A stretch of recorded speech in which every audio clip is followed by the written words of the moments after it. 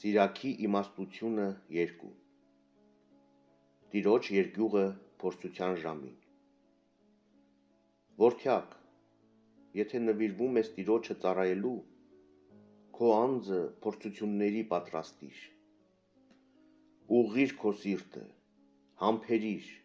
և շփոթության մի մատնվիր աղետների ժամանակ, փարվիր Տիրոջը և մի հեռացիր, որպեսզի հետագայում բարձրանաս, ինչ էլ որ գա քո գլխին, ընդունիր հոժարությամբ և հաճախադեպ տառապանքների ժամանակ համբերատար եղիր։ Ոսկին փորձվում է կրակի մեջ, իսկ մարդը տառապանքների բովում։ Հավատա Տիրոջը, և նա կպաշտպանի քեզ։ Ուղղիր քո ճանապարհները և հույսդ դիր նրա վրա։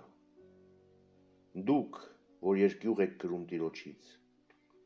ակնկալեցեք նրա ողորմությունը և մի խոտորվեք, որպեսզի չգլորվեք։ Դուք, որ երկյուղ եք կրում Տիրոջից,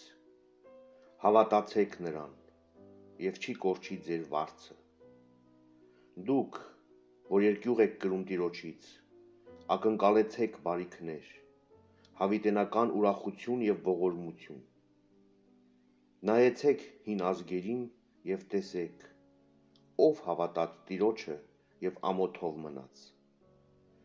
կամ ով մնաց Տիրոջ երկյուղի մեջ և հուսահատվեց, կամ ով կանչեց Տիրոջը և նա անտես արեց նրան։ Արդարև, Տերը գթած է և ողորմած, ներում է մեր մեղքերը և փրկում է մեզ նեղության ժամանակ։ Վայ վատթարշ սրտերին, հուսալքված ձեռքերին և այն մեղավորին, որ քայլում է երկու շավիղներով։ Վայ հուսաբեկ սրտին, որ չի հավատում, դրա համար էլ նա չի գտնի պաշտպանություն։ Վայ ձեզ, որ կորցրել եք համբերությունը, և ինչ պիտի անեք, երբ Տերն այցելի հաշիվ պահանջելու։ Ովքեր երկյուղ են կրում Տիրոջից, զանց չեն առնի նրա խոսքերը, և ովքեր սիրում են նրան, կպահեն նրա ճանապարհները։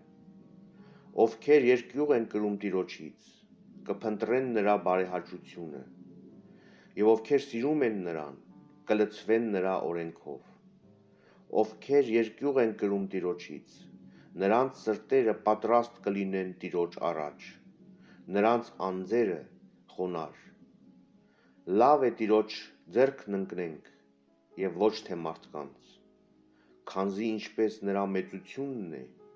այնպես էլ նրա ողորմածությունը։